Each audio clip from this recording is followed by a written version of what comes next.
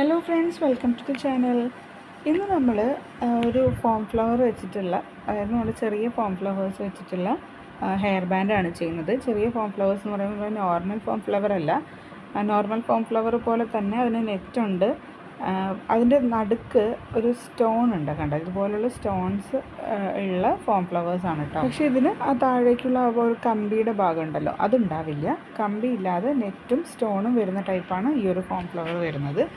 അപ്പോൾ ഞാൻ ഇങ്ങനെയുള്ള ഒരു ബഞ്ച് ഫോം ഫ്ലവറാണ് എടുത്തിരിക്കുന്നത്. പിന്നെ സാറ്റൻ കവേർഡ് ആയിട്ടുള്ള ഒരു ഹെയർ ബാൻഡും ചെറിയൊരു പീസ് ക്യാൻവാസ് ഷീറ്റും ഉണ്ടെങ്കിൽ നമുക്കിതുപോലൊരു ഹെയർ ബാൻഡ് ചെയ്തെടുക്കാൻ പറ്റും. വളരെ ഈസിയാണ്, എല്ലാവർക്കും ചെയ്തെടുക്കാൻ പറ്റും. കൊച്ചു കുട്ടികൾക്ക് പോലും ചെയ്യാൻ പറ്റുന്ന രീതിയിലാണ് നമ്മൾ ചെയ്തിരിക്കുന്നത്.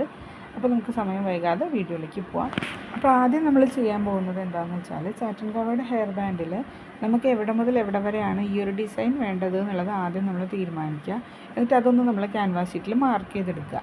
അതിനുശേഷം അതിൻ്റെ ലെങ്ത്ത് എന്ന് പറയുന്നത് ഇപ്പം നമുക്ക് കിട്ടിയല്ലോ, എവിടെ മുതൽ എവിടെ വരെയാണെന്നുള്ള ലെങ്ത്ത് കിട്ടി. പിന്നെ വിഡ്ത്ത് നമ്മൾ എങ്ങനെയാണ് എടുക്കേണ്ടതെന്ന് വെച്ചാൽ, നമ്മുടെ സാറ്റൻ കവേർഡ് ഹെയർ ബാൻഡിനേക്കാളും ഒരു കുറച്ച് മാത്രമേ വീതി കൂടുതൽ പാടുള്ളൂ.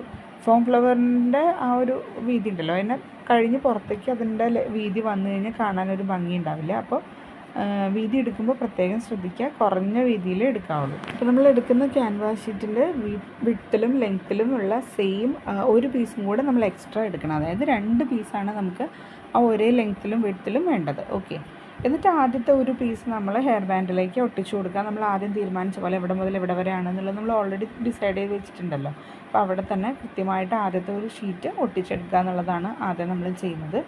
അതിനുശേഷം നമ്മുടെ ഈ ഒരു ഫോം ഫ്ലവേഴ്സും ഓരോ ഫോം ഫ്ലവേഴ്സും ഇപ്പോൾ നമ്മളെടുത്ത് ഒട്ടിച്ചെടുത്തിട്ടുള്ള ആ ഒരു ക്യാൻവാസ് പേപ്പറിലേക്ക് വേണം അറ്റാച്ച് ചെയ്ത് കൊടുക്കാനായിട്ട്. അപ്പോൾ ആദ്യം നമ്മൾ സാറ്റൻ കവേർഡ് ഹെയർ ബാൻഡിലേക്ക് ഗ്ലൂ അപ്ലൈ ചെയ്യുക, ഈ ക്യാൻവാസ് ഷീറ്റ് ഒട്ടിക്കുക.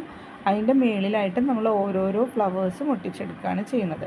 അപ്പോൾ ഓരോ ഫ്ലവേഴ്സും ഒട്ടിച്ചെടുക്കുമ്പോൾ ശ്രദ്ധിക്കേണ്ട ഒരു പോയിൻറ്റും കൂടെ ഉണ്ട്. അതായത് നമ്മൾ ആദ്യം ഒട്ടിച്ചിട്ടുള്ള ഫോം ഫ്ലവറിൻ്റെ സൈഡിലായിട്ട് കുറച്ച് ഗ്ലൂ അപ്ലൈ ചെയ്യുക, അതിനോട് മുട്ടിച്ചിട്ട് വേണം അടുത്തത് ഒട്ടിക്കാൻ. അല്ലെങ്കിൽ ആ ഒരു ഗ്യാപ്പ് നമുക്ക് ഫീൽ ചെയ്യും. അപ്പോൾ അതിങ്ങനെ അടുത്തടുത്തിരുന്നാലാണ് ഹെയർ ബാൻഡ് കാണാൻ നല്ല ഭംഗി ഉണ്ടാവുള്ളൂ. അപ്പോൾ ഹെയർ ബാൻഡിലേക്ക്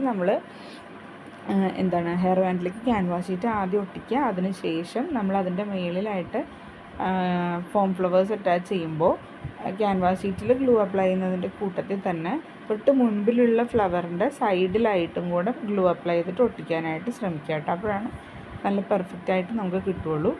ഇത്രയേ ആവശ്യമുള്ളൂ. അപ്പോൾ ഞാൻ എല്ലാ ഫ്ലവേഴ്സും ഒട്ടിച്ചെടുത്തിട്ട് ഇതുപോലെയാണ് നമുക്ക് കിട്ടിയിരിക്കുന്നത്.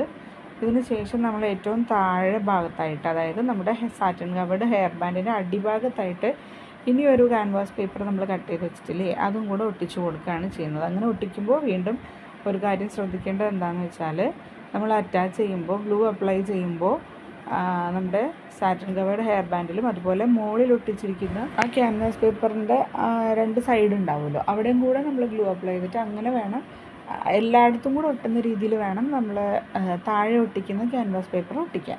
അപ്പോഴാണ് നല്ല ഫിനിഷിങ്ങിൽ കിട്ടുക കേട്ടോ. ഇത്രയേ ഉള്ളൂ നമ്മുടെ പരിപാടി. ഭയങ്കര സിമ്പിളാണ്, എല്ലാവർക്കും ചെയ്യാൻ പറ്റും. കണ്ടോ, അത്ര അട്രാക്റ്റീവായിട്ട് കിട്ടുന്നുണ്ട്. അപ്പോൾ ഈ സംഭവം നമുക്ക് നമ്മുടെ നോർമൽ ഫോം ഫ്ലവർ വെച്ചിട്ടും ചെയ്യാം കേട്ടോ. പിന്നെ ഇതിൻ്റെ നടുക്കൊരു സ്റ്റോൺ ഉള്ളതുകൊണ്ട് കുറച്ചും കൂടെ ഒരു ഭംഗി ഉണ്ടാവുമെന്ന് മാത്രം. അപ്പോൾ എല്ലാവരും ട്രൈ ചെയ്ത് നോക്കണം, ഫീഡ്ബാക്സൊക്കെ അറിയിക്കുക. അപ്പോൾ നെക്സ്റ്റ് വീഡിയോയിൽ കാണാം. Thanks for watching.